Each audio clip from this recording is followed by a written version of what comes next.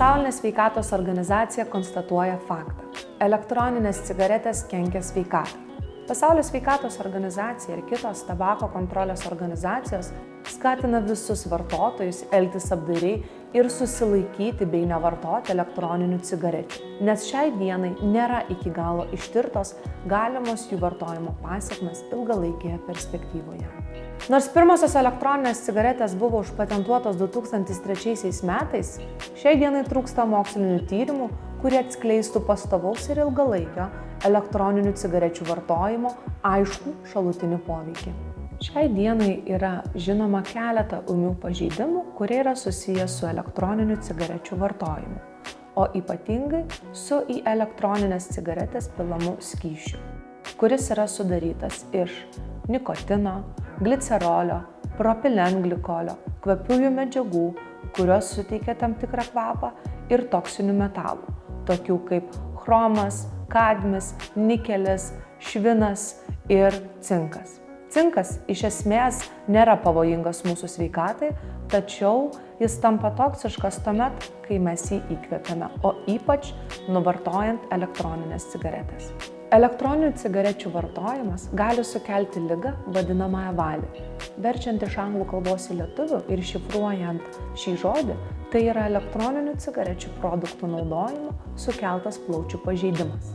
Remiantis Jungtinės Amerikos valstijos ligų kontrolės ir prevencijos centru, elektroninę cigaretę užtenka vartoti kasdieną 90 dienų, jog galėtų pasireikšti pirmieji ligos simptomai. 2020 metais daugiau nei 2800 Jungtinės Amerikos valstijos pacientų buvo nustatyta ši liga ir iš jų net 68 asmenys mirė. Dažniausiai simptomai pasireiškiantys evalį ligos atveju yra panašūs į kitas su kvėpavimo sistemomis susijusius ligos simptomus. Dažniausi simptomai yra tokie kaip kosulys, krūtinės skausmas bei dusulys. Evalį liga pasireiškia tiems asmenims, kurie vartoja elektroninės cigaretės su priemaišomis. Dažniausiai pasitaikiusi priemaiša THC. Dauguma pacientų praneša naudojantis produktus iš neoficialiai įsigytų šaltinių, įskaitant draugus, šeimą ar internetinius pardavėjus. Antroji žinoma žala susijusi su elektroninėmis cigaretėmis yra kiti plaučių pakenkimai, tokie kaip kvėpavimo ligos, lėtinio bronchito simptomų rizika, padidėjusi astmos simptomų rizika. O jaunuoliams, kurie serga epilepsija, elektroninių cigarečių rūkymas gali padidinti epilepsijos priepuolių dažnumą. Taip pat ūmus pažeidimas gali būti ne tik tiesiogiai susijęs su plaučiais, bet ir su kitomis kūno dalimis. Brokuotos elektroninės cigaretės po ilgo naudojimo ar modifikuotos savadarbiškai gali sprogti. Tokių atvejų pasitaiko ir Lietuvoje.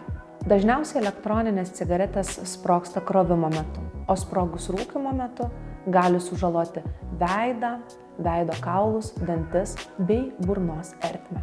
Be garų poveikio taip pat yra rizika susijusi su elektroninių cigarečių skysčio nurijimu. Buvo pranešta apie kelis mirtinus arba beveik mirtinus atvejus, kai tikslingai ar atsitiktiniu būdu buvo prarytas elektroninių cigarečių skystis. Jaunimo tarpe pasitaiko ir elektroninių cigarečių su priemaišomis. Priemaišas norėčiau vardinti kaip narkotinės medžiagas, konkrečiau sintetiniai kanabinoidai ir kitos psichoaktyvios medžiagos.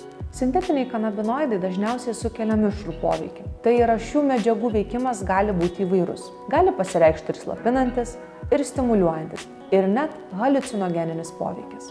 Kodėl sintetiniai kanabinoidai yra pavojingi? Pirmiausia, vartojant elektroninę cigaretę su sintetiniais kanabinoidais gali sukelti apsinuodijimą, psichikos, kraujotakos sutrikimus ar net staigią mirtį. Tokios priemaišos platinamos kaip legalūs kanapių pakaitalai, yra nebrangus ir juos galima įsigyti lengvai.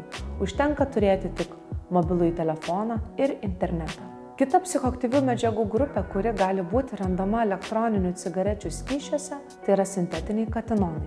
Tai grupė sintetinių psichoaktyviųjų medžiagų, kurios sukelia panašų psichoaktyvųjį efektą kaip kokainas, amfetaminas arba ekstazis. Sintetiniai katinonai organizmą veikia stimuliuojančiai.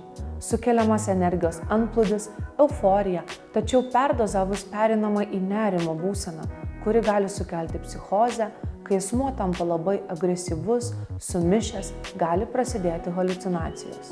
Šios dvi kategorijos platinamos nelegaliai elektroninių cigarečių skysčio pavidalu ir sukelia apsinuodijimus, perdozavimą ir kitas neigiamas pasekmes.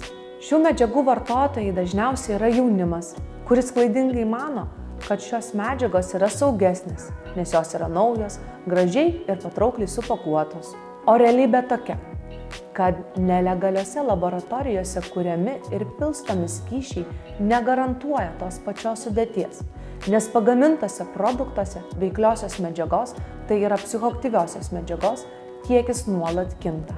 Šių produktų vartotojai dažniausiai patys nežino, ką vartoja, o tai tampa pagrindinė stiprių apsinuodijimų ar net mirčių priežastimi. Vis dar nėra aiškios ilgalaikio elektroninių cigarečių vartojimo pasekmės sveikatai, bet trumpalaikio jų rūkymo poveikio tyrimų rezultatai jau įspėja apie galimas grėsmes. Viena iš didžiausių elektroninių cigarečių padarinių yra priklausomybė nuo nikotino. O vartojant elektroninės cigaretės su priemaišomis, psichoaktyviosiomis medžiagomis, priklausomybė ir nuo jų.